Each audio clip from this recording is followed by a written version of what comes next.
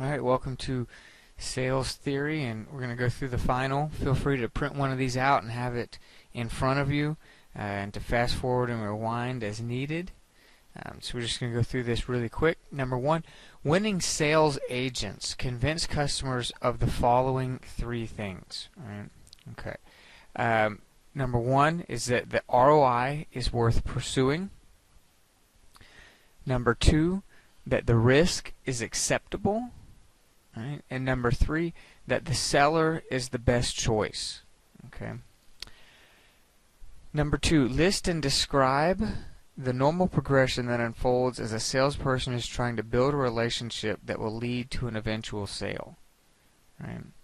So basically this is the connect, convince, and collaborate. So I'll give you the three. I want you to go back in and figure out exactly what those mean in terms of getting your own description. But the three are connect, convince, and collaborate. Number three, define cognitive reframing. So basically that is the process of guiding the client's thinking so that they envision new possibilities and uses for your product and or service, right? So the guiding of the client's thinking, right? So they envision new possibilities and uses for your product and or service. Number four, list and define the two types of discussions that take place that allow a salesperson to add value to their customer. Well, the first one is interaction insight. So interaction insight is where you're talking with them, having a conversation with them, and you help them to build their strategy, right, by the interaction. Right? So this is basically a conversation where you're trying to listen to what they want to accomplish, and you're helping them to develop a strategy to accomplish it. The second one is opportunity insight. Now that's where you're helping them to think about some things that maybe they hadn't even thought of, right? So with the interaction insight, you're helping them to figure out how your products help them do what they already are wanting to do. Opportunity insight is where out of that conversation, maybe you're starting to pick up on some things that you could help them with that they hadn't even thought of. And so those are new opportunities, right? So you've got interaction insight where through the interaction, you're helping them build their strategy for what they want to do. And then there's opportunity insight where you're helping them see some things that are opportunities that they hadn't even thought of. Alright, number five, your job as a salesperson is to help influence their success in a positive way. If you are influencing their success, you'll always have opportunities with them. So you want to learn to influence their success. Okay. And the reason that's important is because it may not necessarily mean that you sell them what you thought you were going to sell them when you come in, or even coming in with an agenda at all. It may just come in and say, hey, this is our company, this is what we do. Now I'm going to sit down with you and try and figure out how can I help you be successful. Right? Okay. Number six, what does it mean for a salesperson to create new demand?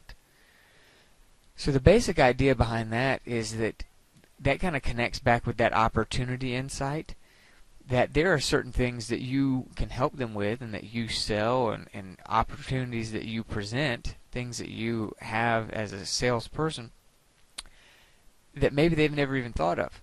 And so you have the ability to help them think about new possibilities. And as you help them think about new possibilities, that creates new demand for your products.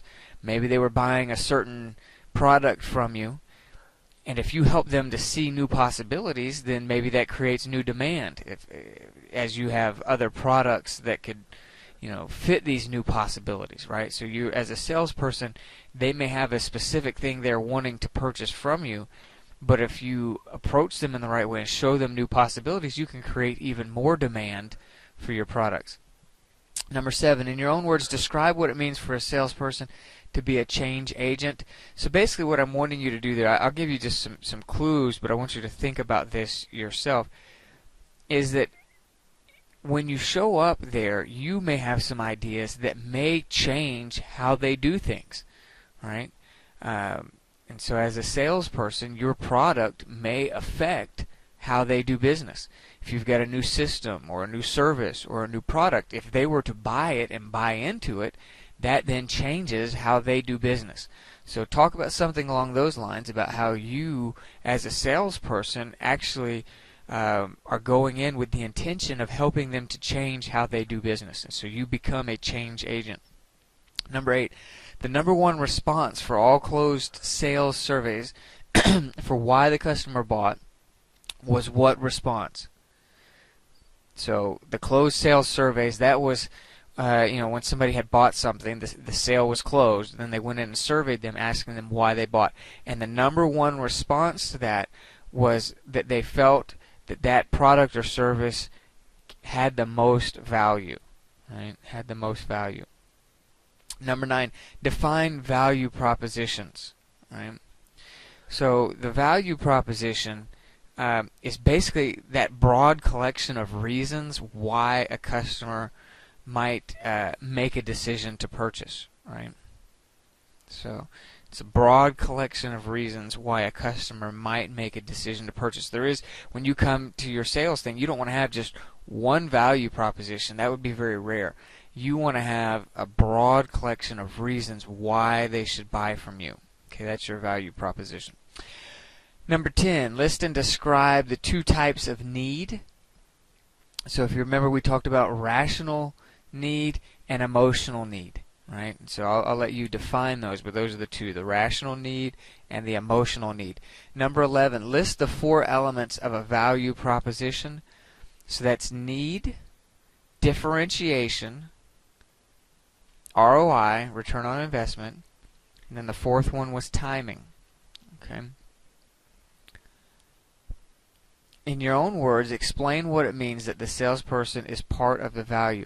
So I'm going to leave that one up to you to go back in, listen to that lesson, but understand that people are not just buying your product, that you can become an influencing person to where you then have value for them also. So go back in and look at that. Number 13, list the 4 most common areas that a customer will perceive risk. So that's the seller, right? You as a salesperson. Number 2 is the product, right? They could perceive risk there. Number 3 is the company. Maybe they perceive risk in dealing with this particular company. And 4, the outcome, right? They perceive risk with the outcome. Number 14, ROI is not just presenting the numbers, but it is also making them believe it, right? That just because you say they're going to have 10% and you show them numbers that show they're going to have 10%, that may or may not convince them. So you can't just say the numbers that you think it's going to be, because they may just think that you're wrong. They may think that you're exaggerating because you're trying to sell them something. So part of convincing them about the ROI is making them believe that they can actually get the results that you're saying they can, right? We've all seen commercials where it says, all right, lose 30 pounds in 2 weeks. A lot of people will hear that number, they've been presented the number, but they may not believe it, right? So just presenting numbers alone doesn't do the job. Number 15, give an example of a way to show a customer the timing aspect of value. So I want something along the lines, remember I talked about giving them an incentive to buy now, that there is value if they go ahead and pull the trigger within the next couple of days. And you want to add some kind of value to the timing element of it so they don't just push off this purchase decision for months and years and perhaps never buy because you didn't incorporate any value with the timing.